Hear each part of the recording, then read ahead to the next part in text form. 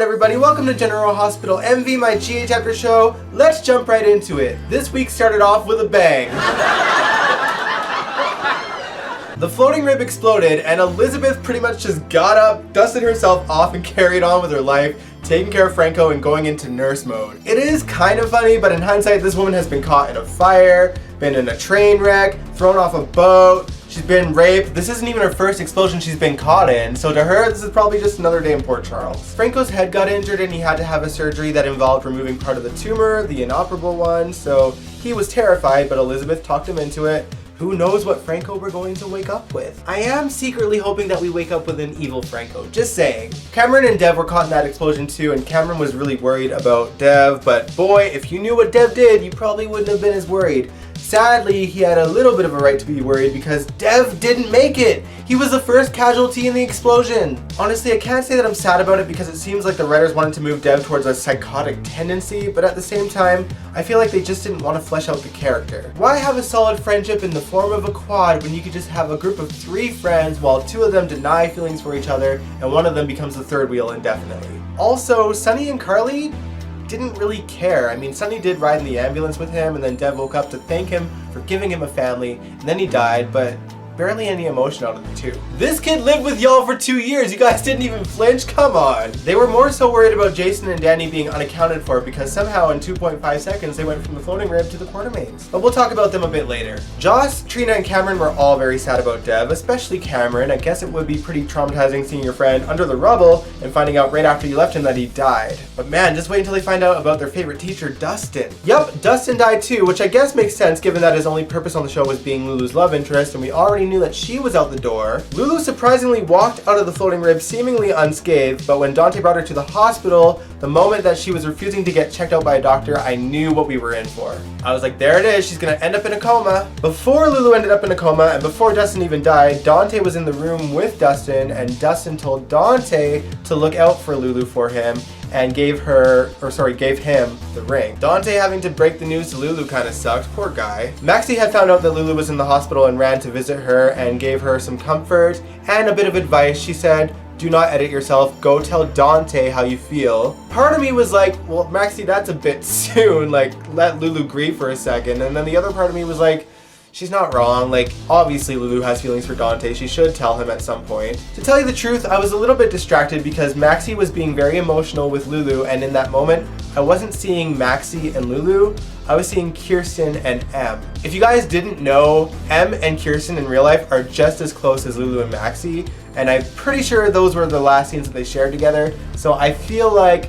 that was their goodbye to each other, and I was just like, oh, that really sucks. They knew, they both knew. Now Maxie did convince Lulu to go and tell Dante how she feels, and when she met up with Dante in the hospital chapel, when she whispered the words I love you or kind of mimed them, she collapsed. Hence the coma. Now I know that most of you are thinking that when Lulu wakes up out of the coma, she might have a new face, maybe Julie Murray Berman's face again.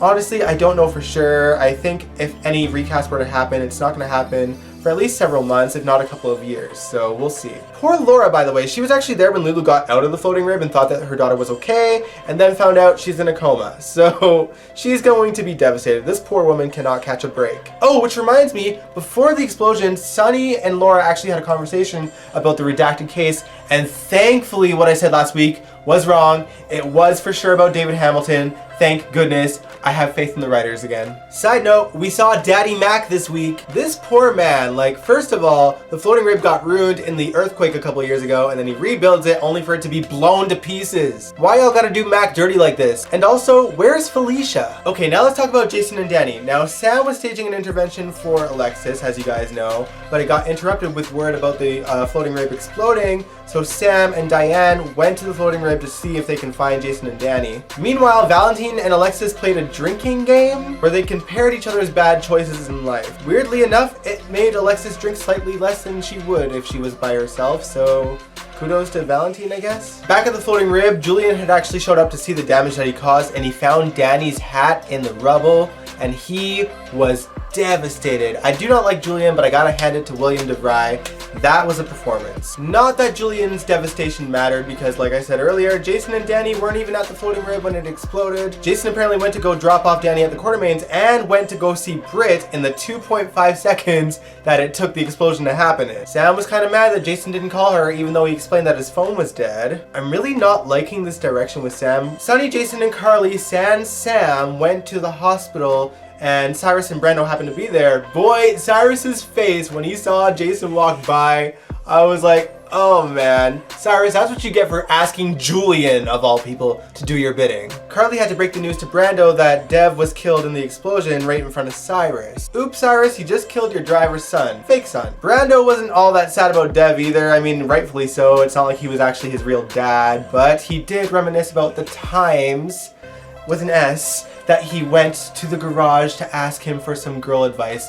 It happened once, Brando, calm down. I do have to wonder if the whole Dev being here illegally thing will actually come into play at all, because a lot of people kept that a secret. I don't know if it's gonna just get dropped or come to light because Dev died. Something tells me they might just drop it all together though. Anyway, the reason that Jason met up with Britt earlier is because Britt told him that Julian knew that Wiley was Michael's son. Britt also mentioned that Julian most likely made a deal with Cyrus because Cyrus had Brad stabbed at Pentonville and Brad was brought to the hospital. Britt came clean about that so that Brad would have protection against Cyrus's people. Julian ran to Ava and begged her for help and told her what happened, but when she found out that Dev was killed, aka Sonny's cousin, and also that Lulu collapsed because of the explosion, she was livid and she gave him an ultimatum. Either you run and leave Port Charles now, or I will not help you out anymore and you're on your own. Good for you, Ava, I'm proud of you. Now, GH posted a deleted scene from the upcoming Monday episode that reveals the choice that Julian makes. I won't spoil it for you, but can I be real with y'all? I kinda wished that Julian didn't find out that Danny was okay, because I wanted him to feel guilty enough to maybe, I know this is morbid, but maybe just off himself. Because then at least it would show that Julian actually felt remorse, because he always feels sorry, but then he always does something worse, right? If he just took himself out of the equation, it might have redeemed him a bit instead of whatever's going to happen on Monday. Anyway, Brad was not thrilled with what Britt did because it makes him responsible for possibly getting Lucas's father killed. And Brad is already on thin ice with Lucas. We saw them reunite for a little bit and Lucas was just dead and cold to him. Rightfully so, but it hurt Brad, you know? That's it though, it was a very short week. There was only 3 episodes of GH this week, but before I let you go, can you guys indulge me for a minute? I need to rant for just a bit. It's a bit off topic, but just indulge me, okay? On Thursday, I woke up to the news that one of my childhood heroes passed away that week. His name is Kirby Morrow. He was a voice actor. He was on a lot of animes that I watched when I was younger. It would be one thing if I hadn't thought about him since childhood, but I literally just seen him in a movie at the beginning of the month, and then a couple weeks later, he reprised the role of the character from my childhood in a spin-off show that I watched like 2 weeks ago. So he was fresh in my mind, so I was devastated. On top of that, Thursday was also the 8-year anniversary of my dear friend's passing. His name was Dale. He was my supervisor at my old job, so I was thinking about him that day, so I was just feeling some kind of way the whole day. Thursday evening, I uploaded my GHMV Reacts episode. For those of you that don't know, that is when I watch classic episodes and react to them and give my commentary while watching the video. Now, someone went into the comments, and I'm not gonna name names because I've already deleted the comment because I was so pissed off, said, "Stop talking." Y'all know what show this is, right? And for the record, this was not a new viewer, by the way. This was like someone that's watched for a while, and I've been doing these GHMV React videos since the beginning of the pandemic. I've done like 20 of them so far, so they know the spiel. I called them out on it. I said that it was a rude comment and that if you have a problem with me talking in the videos, maybe you should just watch the videos on your own without my commentary like I did by searching them up on YouTube. I said the point of the videos is literally me talking, and I talk to the fans all the time, and then she accuses me of not talking to the fans at all and just doing the videos and piecing out. Hi, live chat on the side of the video. How y'all doing? Can you just clarify that I'm talking to you right now on the keyboard? If you guys didn't know, I am in the live chat every single time the video premieres. I am there chatting with people back and forth all the time on both the Envious01 channel and the Dion's Corner channel. I actually go on my laptop and my phone at the same time, and I'm logged on to both of my channels talking to the guests. This isn't new information, I've said it in the video several times. I mean, the live chat replays even if you're not watching it live, so I'm just like, Oh, I was so frustrated. The reason why I get so mad is because I am a one-man show, you know, I do write my own script and then I record it. It's my own camera, I'm recording myself, and then I edit the video for several hours. Every single video that I do takes hours to do.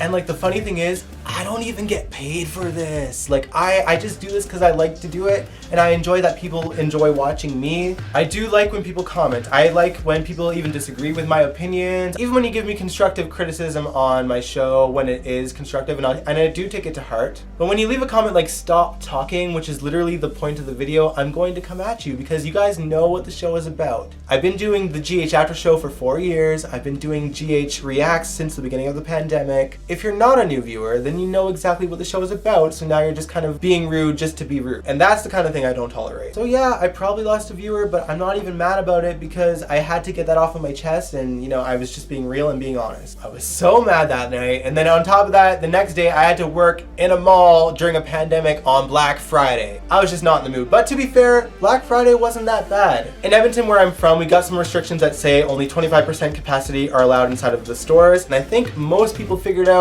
gee, I can just shop online. Why would I go to a mall in the middle of a pandemic and stand in a line that's going to be twice as long because of the capacity when I can just shop online? But obviously the night before I couldn't have known that, but you know, it just put me in a bad mood. And at the end of the day, I'm human. I'm a human that's not afraid to clap back during a rude comment though. But yeah, like I said, I mean, I do these videos for free. I'm a one-man show. It takes an incredible amount of effort to put this show on every week. And if you guys didn't catch the GHMV reactive videos from this week, I am taking a break for the month of December because I am working a lot because I do work in a mall and I'm working 6 days a week. So I'm taking a break until Christmas Day and that's when I'll be back with GHMV Reacts, but the GH After Show will still carry on Sundays. So technically it's like I'm working 7 days a week.